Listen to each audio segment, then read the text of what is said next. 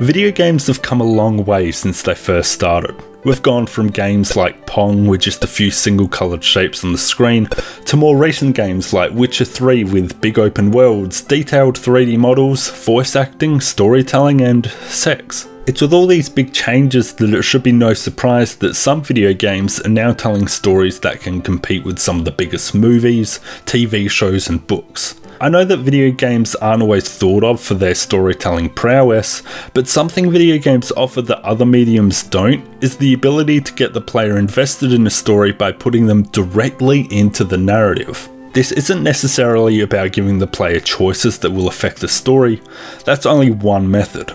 There are tons of games that don't let the player affect the story, but they still do a great job of making the player feel involved. This is something that's done through the combination of storytelling and gameplay. So that's what I'm going to be talking about in this video. Not necessarily how a game tells a story, but rather how it affects gameplay and vice versa. I want to point out that even though I may not like some of these methods, there's always at least one game that has managed to tell a good story using what I might consider a bad method. First, let's look at one of the easiest ways to combine story and gameplay, which I call press X to continue.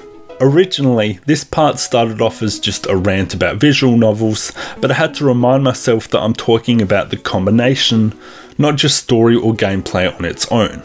I realised that the method visual novels use can be seen in so many other games.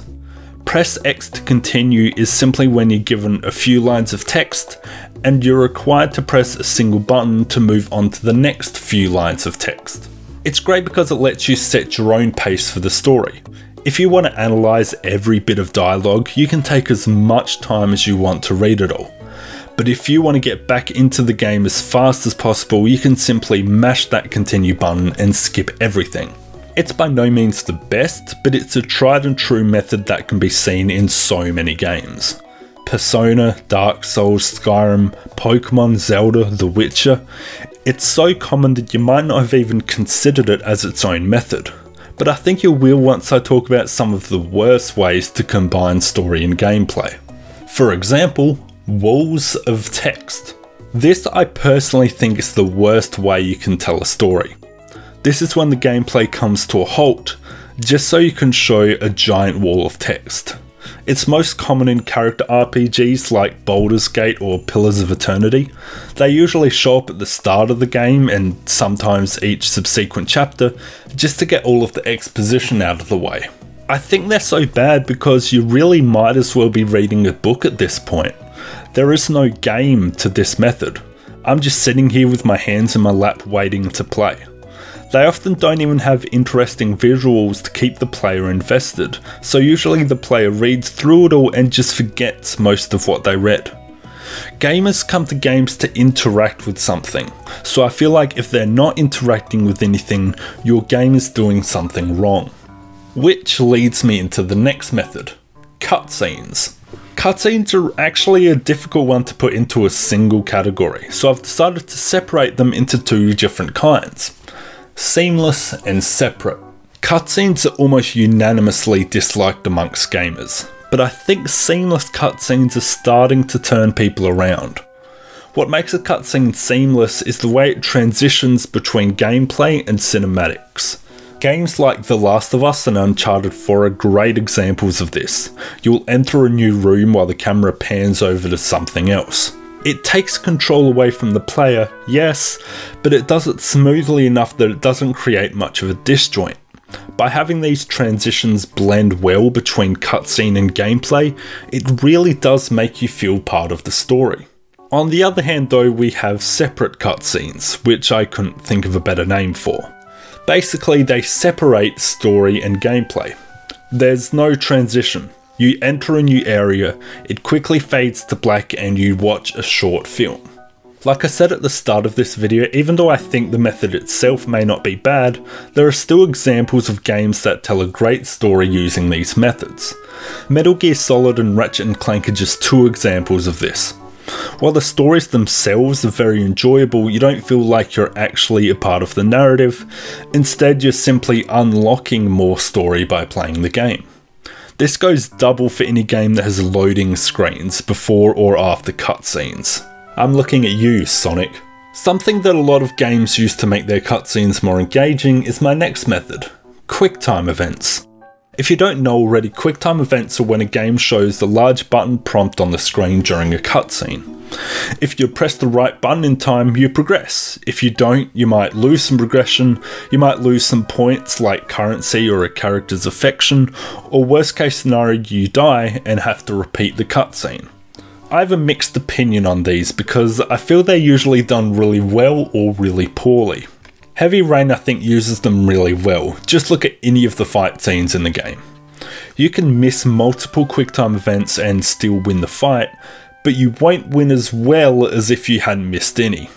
You have to miss quite a few of them to lose a whole fight. For me at least, I find Heavy Rain makes them satisfying. For a bad example of these, look no further than Resident Evil 6. You can instantly die during a cutscene if you miss one. Some cutscenes won't let you progress until you hit the QuickTime event properly, and sometimes they make you mash a button for far too long. A YouTuber called Miracle of Sound actually has a whole song about how bad they are in Resident Evil 6. When you start to play Resident Evil 6, you'll hammer the buttons and wiggle the sticks. I don't know how to segue into this next method, but it's probably one of my all-time favourite methods for storytelling, and that's called talking NPCs. Yeah, I'm not great at naming. This method is probably most recognised in the Half-Life and Portal games, but surprisingly Octodad also does this really well. It's like a cutscene without cutting you away from the gameplay. Essentially what happens is you have all the control of the player character as normal, while all the NPCs around you are talking and going through the plot. It's great because if you're not interested, you can still fuck around in the nearby area, but if you are actually invested, you can stand still and really listen to what's going on. It's not limited to just talking either. You can have characters beating each other up or some explosions in the background. The important thing is that not only is nothing stopping you from playing, but everything happening around you actually makes sense in the narrative. What do I mean by that? Well, let's compare it to our next method, narration. Look no further than Bastion for this one. Narration has many of the same benefits as talking NPCs, but you've got a narrator talking to you while you play the game. It's able to tell a story without taking you out of the game. The only negative here is it doesn't give you any connection with the main character. The narrator is talking to you, after all, not the main character. Even in a game like Bastion where the narrator reacts to your choices, they are your choices. That's because the narrator doesn't make sense in the game's world. The main character can't hear the narrator, only you can. It sounds nitpicky, but it's an important difference between narration and talking NPCs. Finally, a few methods that either haven't had much exposure, or I just couldn't think of enough to talk about. First, Oxenfree is a cool method where you're able to interrupt what a character is saying at any point. After which they'll respond to what you said and, depending on the situation, continue where they left off or talk about something else entirely. I'd love to see this method expanded on in another game. I would have brought it up as its own method, but I feel Oxenfree didn't execute it quite well enough for me to see its real potential. Another one is There Came an Echo. This game can be played entirely with voice commands. It's certainly a lot of fun, but I haven't seen a game really use voice commands to affect the story beyond a simple yes or no response. I'm not sure if we'll ever get to the point where we can have fully fledged voice control as part of a way to tell a story, but I look forward to seeing people try. Next is Dark Souls. It has a few cutscenes, but it mostly tells its story through bits and pieces via item descriptions. You have to find this stuff and put it all together yourself. Transistor does this too with character descriptions. I like it, but I wasn't really sure if I can count it as a whole method on its own. Last one, and this is more something I'd like to see, a tabletop RPG method.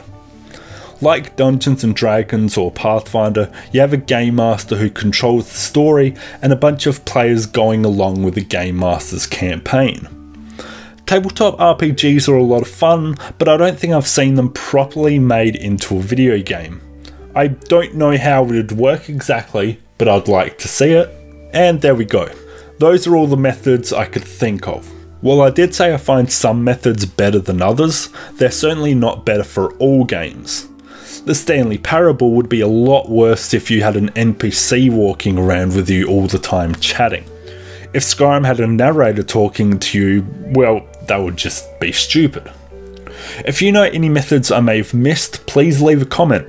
If you like the video, hit the like button, subscribe to my channel, follow my Twitter, like my Facebook, follow my Instagram, snap to my Snapchat, pay to my Patreon, add me on MySpace, here's my PSN, my 3DS friend code, add me on RuneScape, and buy these in-game purchases.